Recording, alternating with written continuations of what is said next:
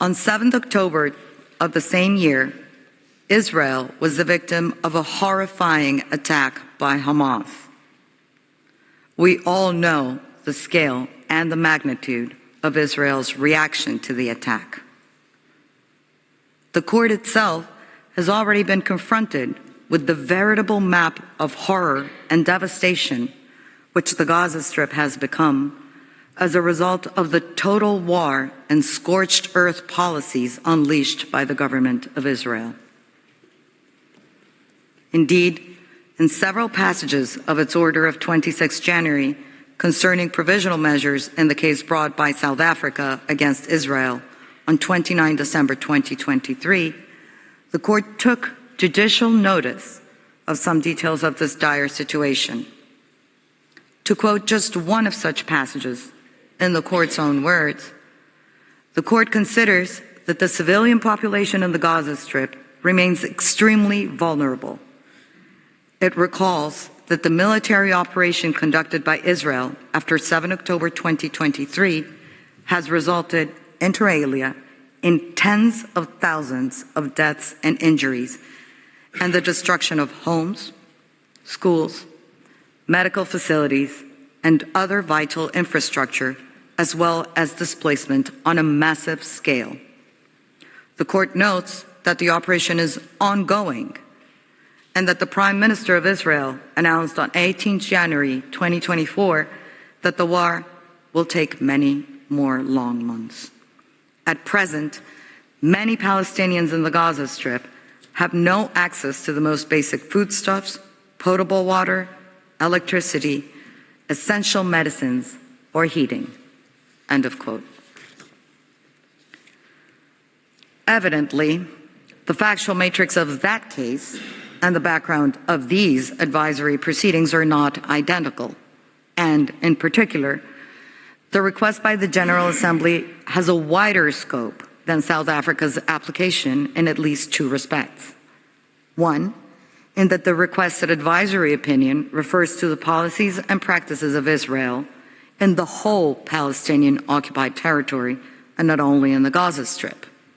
And two, in that it covers all actions that Israel carries out in such territory and not only the actions and omissions by state agents that, according to the applicant in the contentious case, amount to genocide.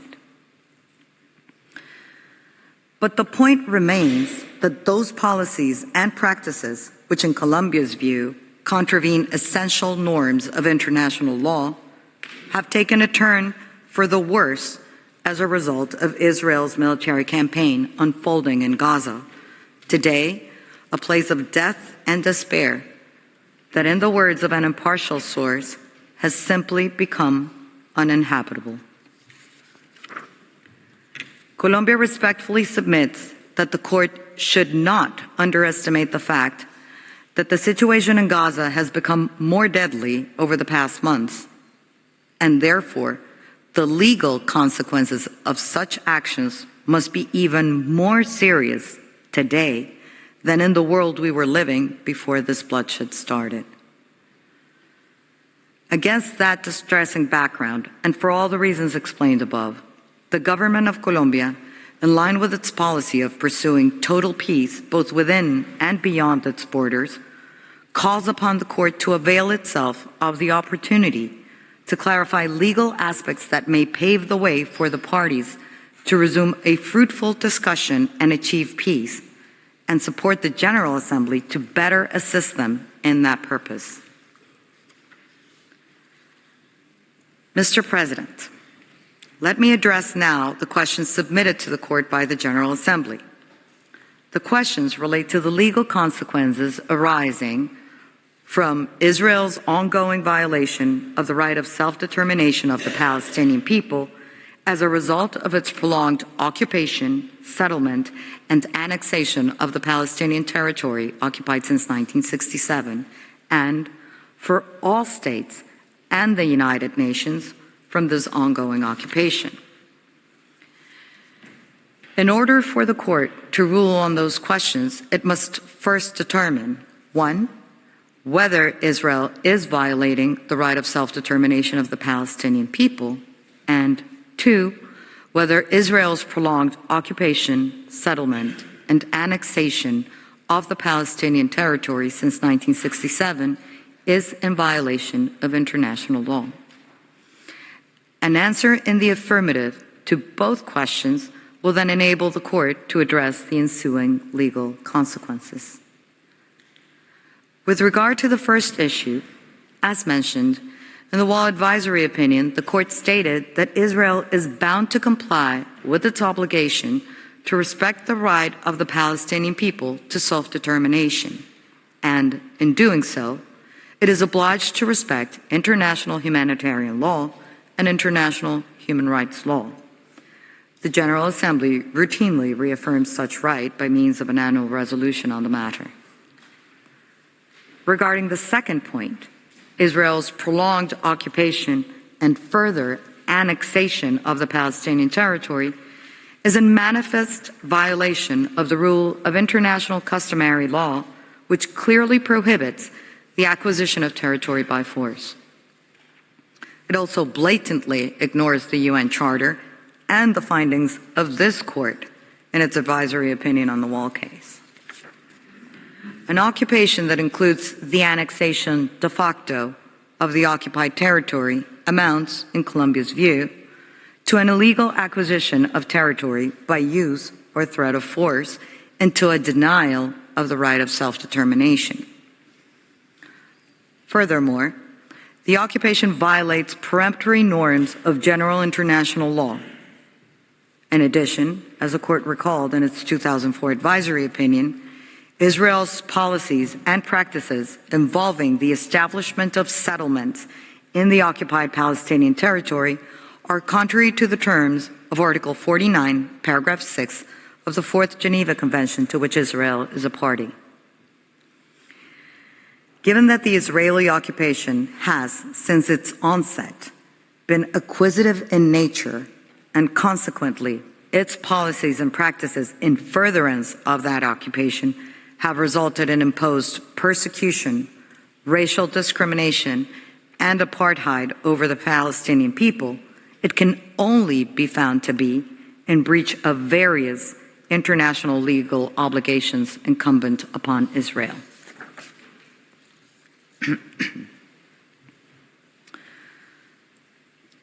Mr. President, with regard to the consequences of those violations, Colombia is of the view that Israel's actions contrary to international law engage its responsibility and therefore entail distinct legal consequences.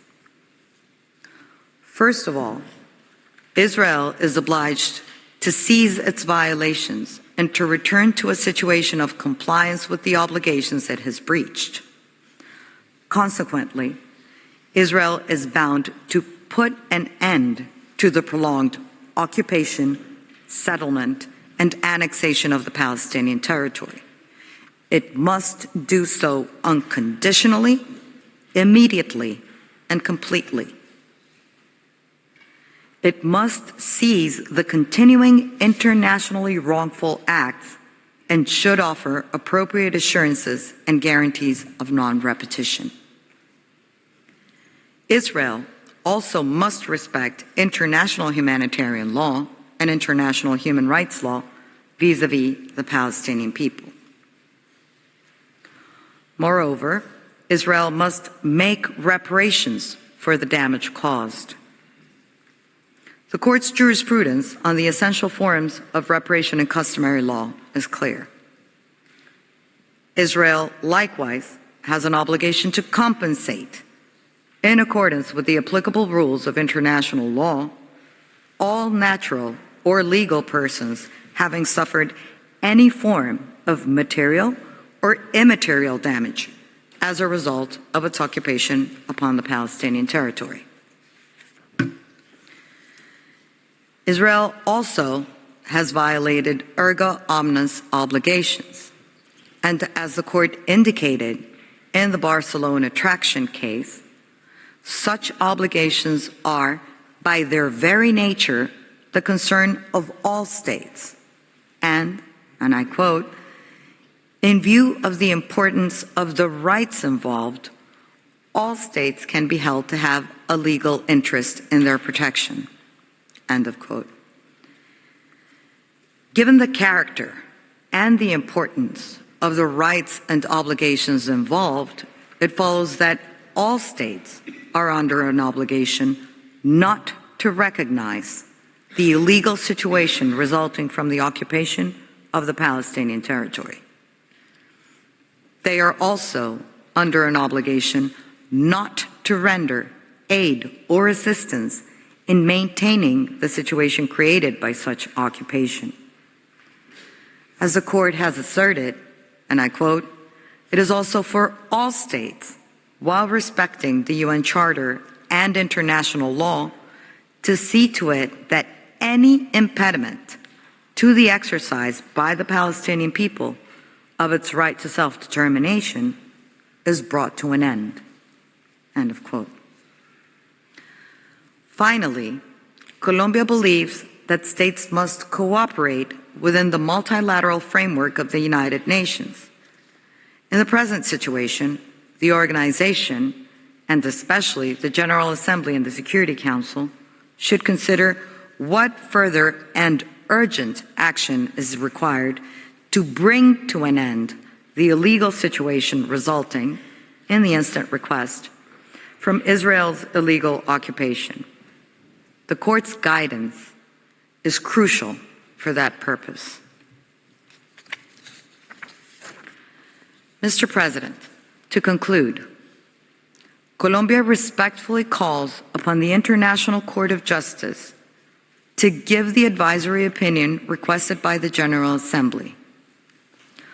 Ultimately, what is at stake here is ensuring the safety and, indeed, the very existence of the Palestinian people, bearing in mind the real and imminent risk of irreparable prejudice to the rights of Palestinians as a consequence of Israel's occupation, as has been fully documented by international agencies, United Nations organs, and even recently recognized by the court itself.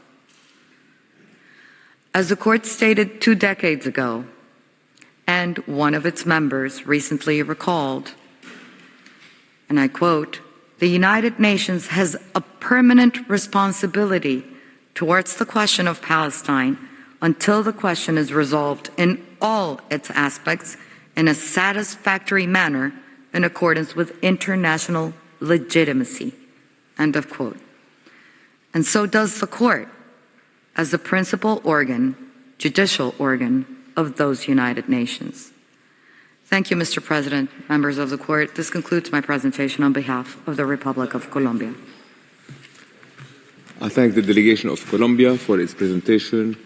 I invite the next participating delegation, Cuba, to address the court. I call upon Her Excellency Ana Yancy Rodriguez Camello to take the floor.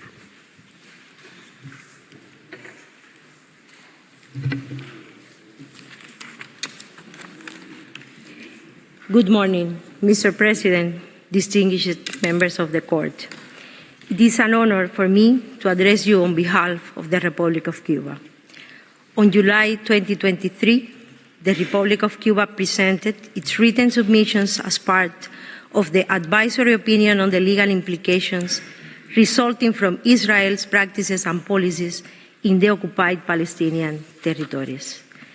Our delegation appears before this solemn sitting as an expression of Cuba's genuine interest in and commitment to peace, and based on its historical and unconditional solidarity with the peoples that are subject to colonialism and foreign domination. The Palestinian people, its girls, boys, women, and civilian population as a whole, continue to be massacred due to the illegal use of force by Israel, the occupying power.